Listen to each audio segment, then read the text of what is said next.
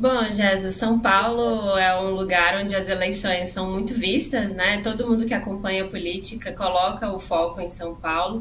E o que a gente percebe, Boulos, em relação especificamente à participação ou não, né, de Lula e Bolsonaro, é que na capital ambos possuem uma rejeição muito forte também.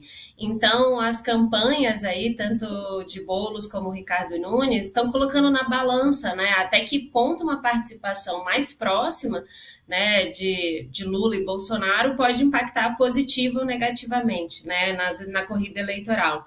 Essa campanha ela está trazendo algumas novidades, né, que nós como analistas políticos a gente está observando de perto e também pretende apurar esses dados após as eleições, né. A gente tem o peso da incumbência de Ricardo Nunes, né, que tem à disposição a máquina pública para fazer campanha, mas a gente tem também, pela primeira vez, numa eleição majoritária de relevância, um candidato originário, especificamente das redes sociais, né? E a gente, por outro lado, viu que durante a campanha a gente achou que as redes fossem ter um peso muito grande, mas o foco principal foram os debates na televisão. Então a gente está observando também essas diferenças que esses veículos podem trazer no resultado final. E um outro ponto relevante também aí, falando um pouco sobre Lula, Bolsonaro, polarização, é que com esse efeito midiático do Marçal, né, aí nos debates, o efeito polarização acabou sendo um pouco driblado, né? Isso foi uma estratégia do Marçal para ser colocado na agenda das eleições, né, do estado, do município, e a gente acabou perdendo aí um pouco por polarização. Então, na nossa avaliação, esse aumento nessa reta final foi exatamente para evitar um eventual impacto negativo, tendo em vista a forte rejeição que ambos, tanto Lula quanto Bolsonaro, possuem na cidade. Alessandra, sua avaliação.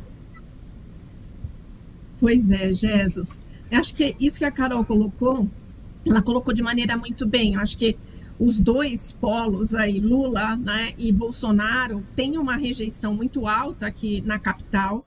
E a gente vê os candidatos com essas dúvidas realmente, o quanto se aproximam, o quanto se distanciam, porque isso pode realmente influenciar o resultado final, ou pelo lado positivo ou pelo lado negativo. Mas acho que, dadas as rejeições muito elevadas, há uma percepção de risco, né, em relação a potenciais efeitos líquidos negativos para a competição. Agora, enfim, é um colégio eleitoral extremamente importante. Acho que, dependendo do resultado, a gente tem sim impactos relevantes para a cena nacional, pensando em 2026. E mesmo antes, mesmo para a agenda econômica, aqui olhando um pouco mais da minha seara, né? Porque na nossa avaliação, acho que olhando aí para as principais capitais, obviamente que São Paulo tem um peso muito relevante, a gente vê uma tendência de vitória da centro-direita nas principais capitais. E isso para o governo, pensando no governo Lula e o projeto de reeleição em 2026, é bastante desafiador. Então, isso, inclusive, do ponto de vista aqui dos economistas, aumenta, né, a avaliação de risco do que o governo pode conduzir nesses últimos anos do ponto de vista econômico para tentar, né, aumentar a sua popularidade e garantir a sua reeleição em 2026, uma vez que o cenário eleitoral aí proveniente das eleições municipais pode jogar um elemento mais limitante a essa competição. Então, pode ser que a gente tenha um risco, na verdade, que o governo seja muito atuante do ponto de vista econômico, do ponto de vista de agenda, para tentar garantir essa reeleição.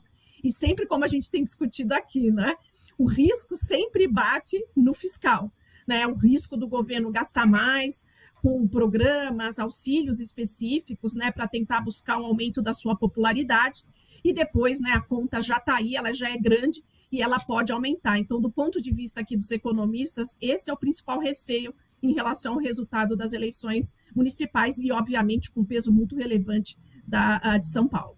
Pelo 4º ano consecutivo, o SBT News é a marca mais confiável de jornalismo no Brasil, de acordo com o Instituto Reuters. 62% dos brasileiros consideram o SBT News e o SBT Brasil a fonte mais segura de informação. Além das reportagens da TV, com o SBT News você tem acesso a conteúdos exclusivos quando e onde quiser. SBT News. Notícias que você pode confiar.